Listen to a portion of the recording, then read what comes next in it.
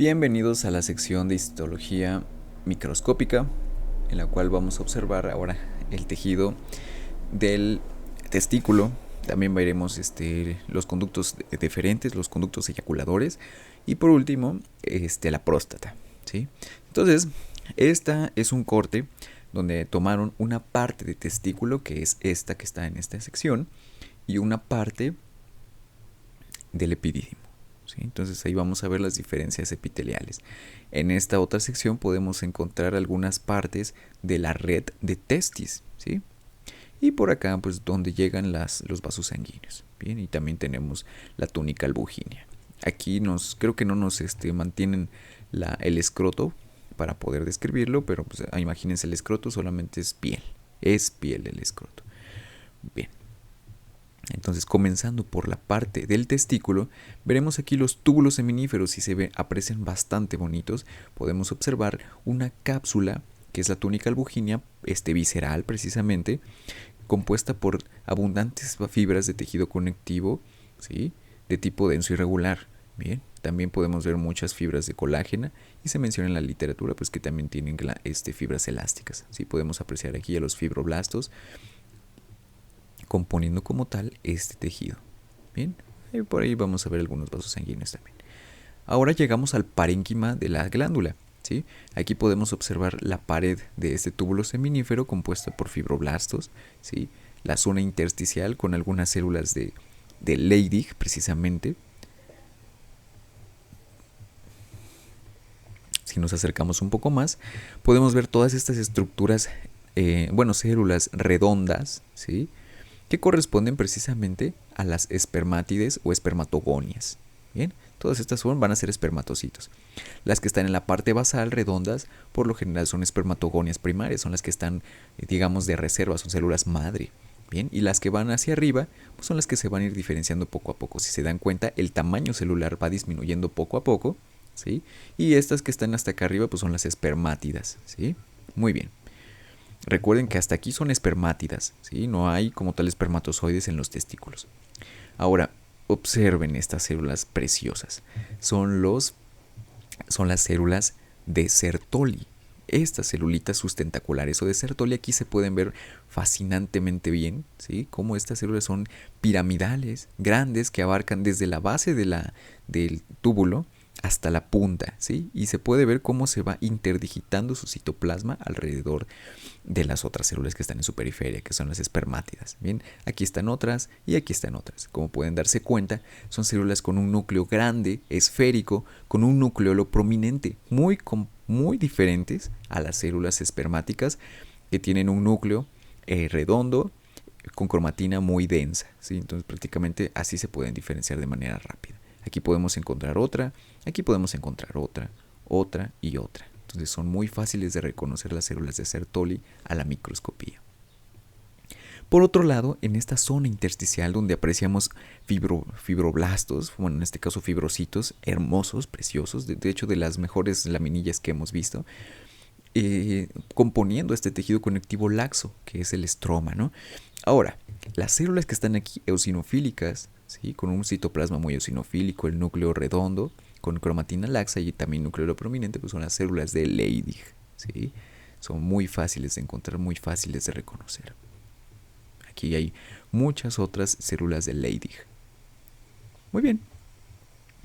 Y como podemos ver aquí, los túbulos seminíferos discurren de manera contorneada, ¿sí? A medida que nos vamos acercando hacia el a la zona del ligamento que lo sostiene, el mesotestículo, los túbulos incrementan de diámetro y también se van haciendo un poco más rectos. Por eso es que todos estos ya se ven un corte transversal, ¿sí? Incluso el tamaño de los mismos es más incrementado. Bien. En la parte periférica de los mismos vamos a encontrar la red de testis. Como se acuerdan, estas estructuras tenían un epitelio de plano simple a cúbico simple, y en esta solamente van a pasar esas espermátidas al epidídimo para que ya se realice como tal el proceso de maduración de las mismas. También no es raro encontrar por ahí alguna otra célula que se haya quedado. Bueno, estas son células que se quedaron pegaditas, ¿eh? Son las mismas espermátidas. Bien. Entonces esto es red de testis. Podemos encontrar también músculo liso en en las vellosidades que se conforman en esa zona, y también mucho tejido conjuntivo denso y irregular. Bien, si nos vamos a la zona del testículo, digo del epidídimo, en la parte superior del testículo, precisamente esto es el cuerpo del epidídimo, podemos ver aquí el epitelio pseudoestratificado, cilíndrico, de la estructura característica, y podemos ver aquí, estas estructuras no son no son precisamente cilios, son a veces son las colitas de los espermatozoides que se están adhiriendo en estas zonas de microvellosidad desde el epidídimo, ¿sí? Son colitas de espermatozoides, y todas las estructuras aquí pues, son las células que le van a dar el sustento. ¿Para qué? Para que realicen la espermiogénesis, ¿sí? Para que terminen de constituirse como espermatozoides. De hecho, por acá en estas zonas ya podemos ver aquí algunos espermatozoides pegados, ya aquí podemos ver los núcleos bien bonitos. Y en la parte de la cabeza podemos encontrar también una zona muy parecida. De hecho, aquí se pueden ver incluso muchos más espermatozoides. Todos estos son espermatozoides que se seccionaron de la parte superior o apical del epitelio del epidídimo. En la periferia podemos ver abundantes vasos sanguíneos, fibroblastos, tejido conectivo denso y irregular de tipo con fibras elásticas, ¿sí? Y algunas fibras de colágeno no tan prominentes, no tan remarcadas como en el caso que vimos de la túnica albuginea, ¿sí? Y alrededor pues podemos ver algunas zonas con el músculo cremastérico, que es el que lo mantiene en su lugar, ¿sí? Esto de aquí es músculo esquelético que proviene de la parte abdominal, precisamente el cremaster. Aunque se menciona que el cremaster realmente está mayormente constituido por músculo liso, algunas de sus partes se encuentran confluidas y mezcladas con músculo esquelético, sobre todo las que están muy pegadas a la pared abdominal. ¿Sí? Recuerden que los testículos están suspendidos a partir de la base del pubis, y en esa base del pubis vamos a encontrar bastantes músculos esqueléticos que conforman la pared abdominal baja, o en este caso la pared del diafragma pelviano. Bien. Y por último podemos ver aquí en esta parte superior parte interna de la adventicia del mismo testículo, ¿sí? Podemos encontrar también muchos tejido conectivo especializado, que en este caso sería tejido graso, ¿sí? De hecho, mucho del volumen que tienen los testículos es gracias al tejido conectivo denso y regular, y también al tejido graso. Por lo tanto, entre más gordita esté una persona, más volumen aparente testicular tendrá, ¿sí? No es que los testículos estén grandes, es que tiene mucho tejido conjuntivo en su alrededor, y lo contrario en personas muy delgadas. Bien, vamos ahora a analizar a los conductos eferentes o conductos eyaculadores. Es este de acá, y pueden notar lo que les mencionábamos en clase, la prominente capa de músculo liso que tienen en su alrededor, porque recuerden que estas van a recibir los espermatozoides en continuidad del epidídimo, y ese epidídimo los va a arrojar pues con movimientos contráctiles, ¿no? Pero quienes lo van a llevar hasta la uretra y expulsarlos, literal, expulsarlos a una velocidad increíble para ellos, pues es el conducto eyaculador, ¿sí? Entonces pueden apreciar toda esta pared de músculo liso que podemos encontrar. Aquí está una circular interna, y esta de aquí es la longitudinal externa. ¿Sí? Se puede ver aquí el cambio de la dirección de estas mismas células, ¿sí? A partir de esta estructura de acá, toda esta es circular interna, y esta es la longitudinal externa. Músculo liso con muchas fibras elásticas. Pueden ver aquí todas estos repliegues más eosinofílicos ondulantes, son fibras de colágena que se están adhiriendo a la zona para que ese conducto se pueda estirar y luego contraerse bastante y luego regresar a su tamaño normal. Bien, y en la luz vamos a poder encontrar ese epitelio que mencionábamos, que era un epitelio cilíndrico estratificado, ¿sí? Y sí va a tener cilios, acuérdense, sí tiene cilios, el que no tiene cilios es el epidídimo.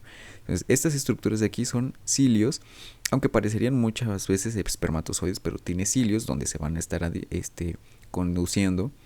Y aquí podemos ver las células basales y luego las células de revestimiento, recubrimiento. Bien, nada complicado es ese conducto eyaculador. Muy bien. Pasamos a las vesículas seminales. Como habíamos visto, está constituida por vellosidades, ¿sí? Que se prolongan alrededor de tejido conectivo laxo, con músculo liso en su interior también. Podemos apreciar aquí el tejido conectivo y algunas células musculares lisas. Estas que están por acá son células musculares lisas, ¿sí? Entonces podemos ver aquí el epitelio que poseen cilíndrico simple, aunque por la misma toma de la muestra aquí se ve un poco comprometida.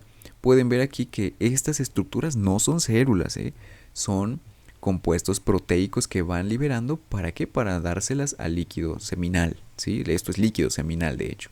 Bien, podemos ver ahí las células cilíndricas simples que la están secretando. Habíamos mencionado también que hay células caliciformes aquí, ¿sí? Entonces, estas que tienen una burbujita en el centro son células caliciformes.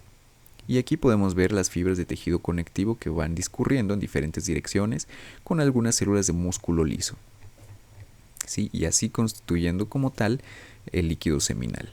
Pueden ver en su periferia que hay abundante tejido conectivo también y mucho músculo liso, ¿sí? Realmente no establecen como tal capas como en los otros conductos, pero sí está difuso. ¿Para qué? Para que haya contracción y pueda salir esa producción de líquido. Bien. Por último llegamos a la próstata. Sí, como pueden ver, hay regiones que habíamos mencionado, ¿no? Las más prominentes eran las externas. Y miren la cantidad enorme de estructuras glandulares que están en la parte externa, una menor en la parte intermedia y una mucho menor en la parte interna, ¿sí? Entonces, de hecho, esto tiene mucha relación con con el cáncer prostático, donde las estructuras más distales y las partes que están muy cerca de la cápsula pues son las que más fáciles generan neoplasias, ¿no? Porque son más abundantes las glándulas. Entonces, a partir de la parte más externa, que es la cápsula, encontramos un tejido conectivo denso y regular que la limita. Inmediatamente podemos ver aquí los alvéolos, ¿sí? Las estructuras alveolares que componen como tal a la glándula. Si nos acercamos más podremos ver que esa glándula tiene una gran hipocromía en sus células, ¿sí? Que son cilíndricas simples y que tienen muchas también, mencionan que tienen microvellosidades. Entonces estas celulitas aparentemente son más hipocromáticas. ¿Por qué? Porque su producción es mucho más mucosa, ¿sí? Acuérdense que secretaba pues precisamente mucina, ácido cítrico, nutriciones, ¿no? Y estas celulitas pues son las que van a constituir como tal el alvéolo. En algunas estructuras, en algunas zonas, sobre todo en las centrales, como habíamos visto por acá, miren, la zona interna que habíamos analizado, estas estructuras no se ven como tal, como si fueran vellosidades, ¿no? Digitaciones. En estas parecen como si fuera un folículo, por eso es que también se les da la denominación de folículo en el caso de la próstata, ¿sí? Entonces va más obediente a cómo se estructura de manera geográfica en zonas, ¿no? Pero realmente pues son alvéolos, ¿sí? Son túbula alveolar ramificada, recuerden eso. Entonces estas son excretoras, son exócrinas. Los folículos son meramente endócrinos, aunque parte de las producciones de la próstata también son endócrinas. Por supuesto, acuérdense que produce también testosterona en menor proporción. Por supuesto, lo principal es el testículo. Bien, entonces esto de aquí pues son las glándulas de la zona interna, y habíamos mencionado que esas glándulas de la zona interna a veces incluso parecen tubulares simples, y aquí están, miren, no los estaba engañando. Esta estructura parece tubular simple, y aquí pues tubular ramificada, ¿no? Que también son las partes más internas y que están desarrolladas muy a la par con el epitelio urotelial, ¿recuerdan? Entonces miren, este epitelio de acá que es cilíndrico simple o a veces parece cilíndrico estratificado, y acá hay otro epitelio, ¿sí? Uno multiestratificado, tiene muchas capas, y si ven la superficie hay algunas células aplanaditas, otras cúbicas, ¿sí? Aquí podemos ver, y este epitelio es el urotelio. Entonces recuerden que en zonas donde hay confluencia o donde llegan glándulas, en la uretra hay una mezcla de epitelios, y también por eso es una de las zonas, en este caso en la próstata, es una de las zonas más riesgosas, donde puede haber mayor facilidad para daños en la estructura y por supuesto a progresión a neoplasias, ¿sí? Entonces, esto de aquí es la uretra prostática. De hecho, esta estructura de aquí, esto es una montañita que recibe el nombre de veromontanum precisamente. ¿Sí? A los lados tienen unas estructuras donde descargan todo el resto de glándulas y los conductos de las glándulas más profundas, ¿sí? O más externas. Y ahí mismo pues van drenando hacia la superficie por medio de la uretra. Bien. De hecho, en esta muestra prácticamente no se ven las estructuras de conductos, que sí deberían verse. Bueno, aquí hay uno. Sí. Ahora miren también, algo bien interesante de las mismas es que tienen gran cantidad de músculo liso, ¿sí? Estas estructuras de acá son células musculares lisas, las que son rojas intensitas, ¿no? Rojas brillantes. Y las células, bueno, y las estructuras más pálidas, las eosinofílicas pálidas, corresponden a tejido conectivo fibroso, ¿sí? Es denso, irregular, ¿sí? Pero con muchas fibras de colágeno. Podemos encontrar también vasos sanguíneos. Y también todas estas estructuras pues son las glándulas iniciales. Perfecto. Entonces, con esta laminilla cerramos el curso. Espero que hayan aprendido bastante. Si tienen alguna duda, cualquier aclaración con estructuras, pueden tomar captura de pantalla y mandármela por el chat. No solamente son preguntas texto. Histología es una materia ampliamente visual y por lo tanto es necesario estar realizando prácticas con laminillas, ver al microscopio para irnos adecuando a la morfología tisular y posteriormente a la morfología celular. Bien, entonces muchas gracias y nos vemos en la última lección de retroalimentación.